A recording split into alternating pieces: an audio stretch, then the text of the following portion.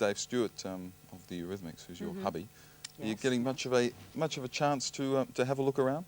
Well, it's good actually accompanying them on tour because you get to see more than just Sydney. Yeah. Even though I've just been to the major cities, I'm down to hit an outback mining town or something. But I think I'll have to wait till my next visit. I guess the $64,000 question is, why did you leave the most successful all-girl group in the world? Bananarama sold more records than any other female band. Why did you leave?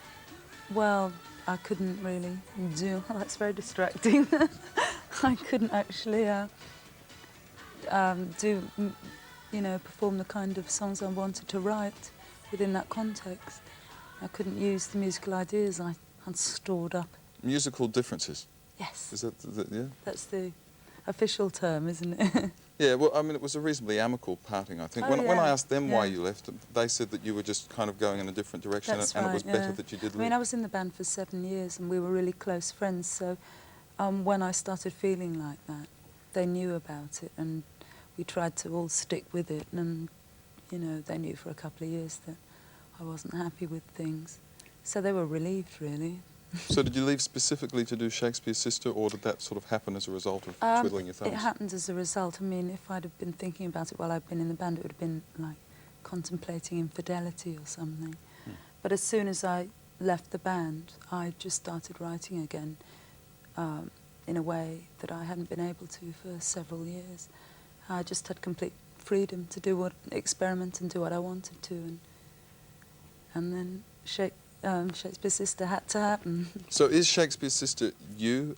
I mean, just you, or you have a... Well, it started off as just me, but I started writing with a friend of mine in LA, and he introduced me to an old girlfriend of his called Marcella Detroit, who started, she started doing backing vocals, and we just got on really well, and she loved what I was doing.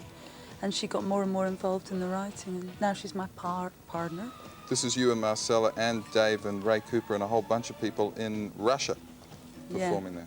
How did that come about? I know Dave worked with Boris Grebenshchikov, the Russian songwriter, and did that lead to you? Yeah, it did. I mean, we became very friendly with Boris when he was over making his records, and we did backing vocals on a couple of the tracks. And when him and Dave put a band together to play in Leningrad, they invited us to support them, and it seemed like an enjoyable thing to do. No, we just, it was great because I'd really been dying to get on stage and perform with a sort of band for years.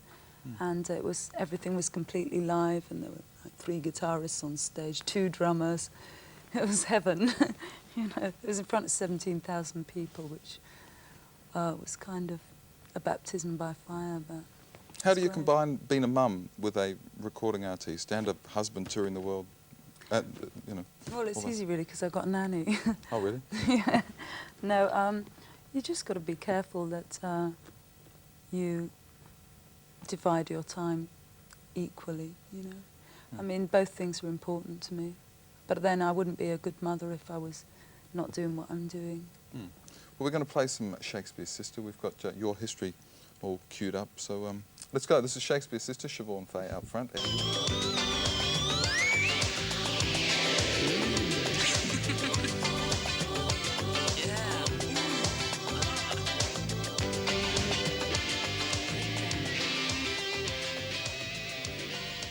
Shakespears Sister and Your History. Siobhan Fahey is our special guest this evening. You're in the country with the Eurythmics. You must see. Do you see the show every night?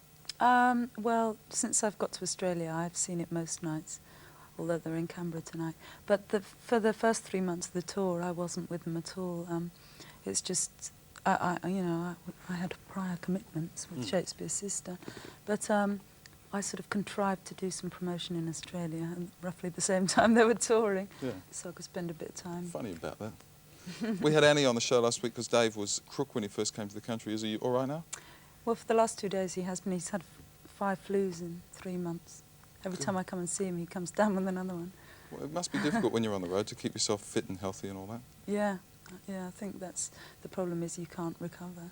The Eurythmics show is just sensational for those people who haven't seen it. Are you still a fan after all these years? I am, yeah, but I mean, I've always been a big fan of theirs, but the trouble is now it's sort of, obviously I'm a fan, I'm a bit biased with it. Yeah. So. You've got a vested interest. This is great, this part where Dave gets hits the old chorus button and gets everybody else to play along. Yeah, it's a killer show. If you haven't seen the Eurythmics in your city yet and you get the chance, go along and see them.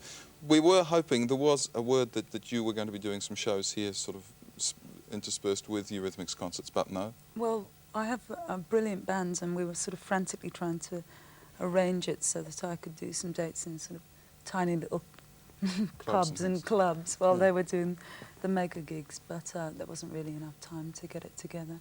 So I'll hope to play here after I do my second album, which I'll start work on at the end of January. Well, good luck with that. Thanks. And thank you for coming in tonight. Please give our regards to Dave and Annie, and good luck with your future stuff, and best wishes for the 90s. Thank you. Siobhan Fahey, our special guest on MTV this evening. And